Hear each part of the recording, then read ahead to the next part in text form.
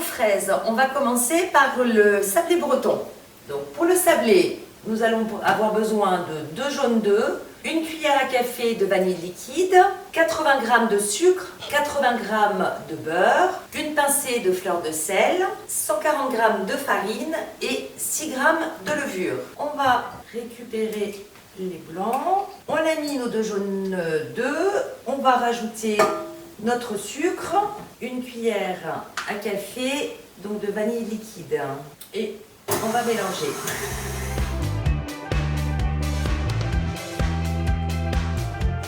On va ajouter notre beurre petit à petit. Comme d'habitude, on racle un peu les bords de temps en temps. Si vous n'avez pas de robot, vous pouvez bien évidemment mettre tout dans un cul de poule et le faire à la main. Voilà, notre beurre est bien incorporé. On va donc ajouter la farine, la levure, une pincée de fleur de sel. La farine est incorporée, on va récupérer le sablé, on récupère la totalité, on va former simplement une boule.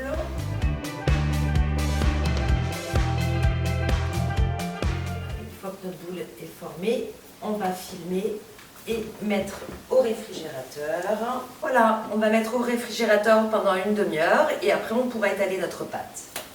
Voilà, donc notre pâte à sablé breton pour notre tarte aux fraises a passé une bonne demi-heure au frigo. On va pouvoir l'étaler, on va la rouler pour en faire une espèce de boudin. Et ça va être beaucoup plus facile après pour étaler dans notre moule. Donc on la roule simplement.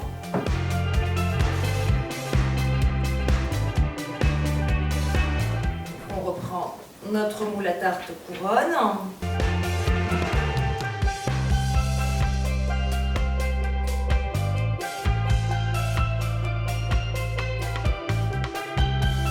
Voilà, donc notre pâte, notre sablé breton est étalé. Donc il n'y a pas besoin de remonter non plus énormément sur les côtés, juste un tout petit peu vers le milieu et l'extérieur.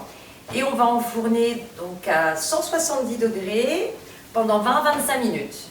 Nous allons passer maintenant donc à notre crème diplomate pour la tarte aux fraises.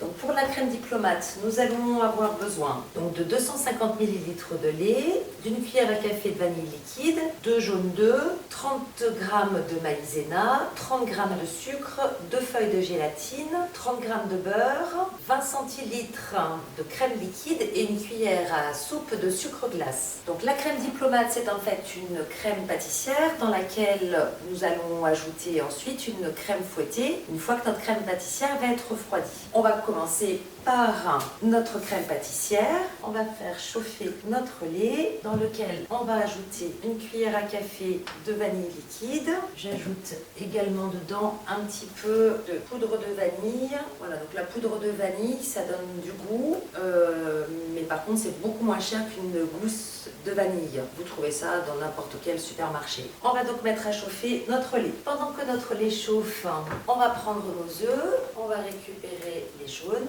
on va ajouter notre sucre et on mélange. Voilà, une fois que le jaune et les sucres et le sucre a déjà blanchi, on va mettre notre maïzena et on mélange à nouveau. Notre lait est chaud, on va le verser petit à petit sur notre mélange œuf, sucre, maïzena. Voilà, donc là on délaye bien.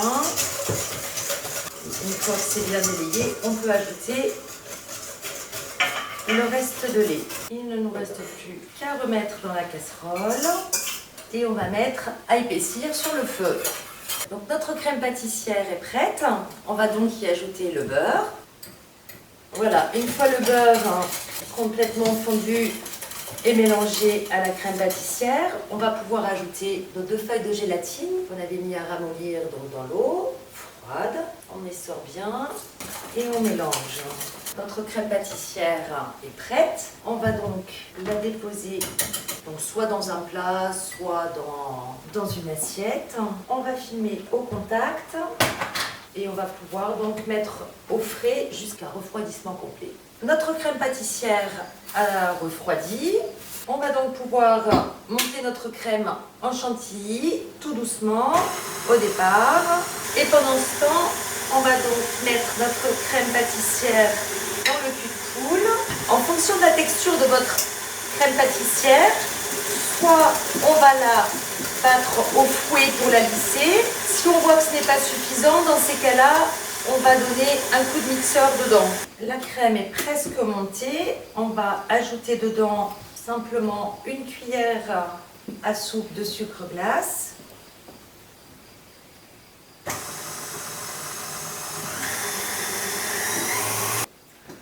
Voilà, donc notre crème chantilly est finie. On va mettre un petit peu dans notre crème pâtissière pour la détendre. Donc là, on fouette rapidement. Voilà, donc là, notre crème commence à être un peu plus souple. On va pouvoir ajouter le reste de notre chantilly. Voilà, et donc le reste, on va l'ajouter donc beaucoup plus délicatement au fouet ou à la spatule, comme vous voulez.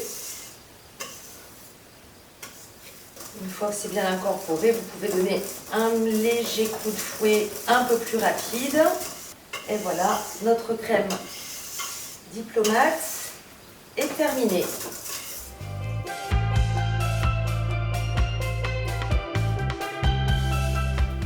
On va reprendre notre sablé breton qu'on a laissé refroidir donc directement dans le moule. Voilà. Et on va pocher donc notre crème diplomate. J'ai choisi une douille unie. Vous pouvez mettre également autre chose.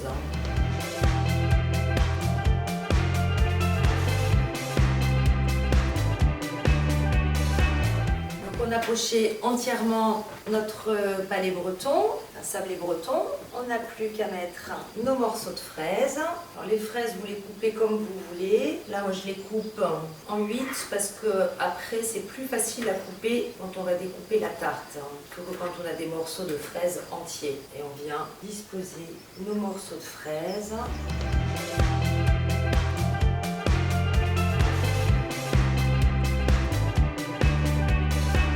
Voilà, donc on a réparti toutes nos fraises. J'avais prévu 300 grammes, il me reste juste 3 fraises. On aurait pu les serrer un peu plus, mais là il y a déjà pas mal de fraises. Ce qu'on va faire, on va juste saupoudrer avec un petit peu de sucre glace et on va finir avec quelques petites feuilles de menthe. Donc ça c'est facultatif, hein, c'est pareil, si vous aimez la menthe c'est bien, sinon vous n'en rajoutez pas. Vous pouvez mettre sinon à la place quelques petites feuilles de basilic, puisque le basilic et la fraise ça se marie très bien également. Et là, même si vous ne les mangez pas, les feuilles de menthe, rien que là d'en positionner quelques-unes et de remettre au frais, ça donnera un léger goût à votre crème. Voici donc notre tarte aux fraises sur sablé breton avec sa crème diplomate.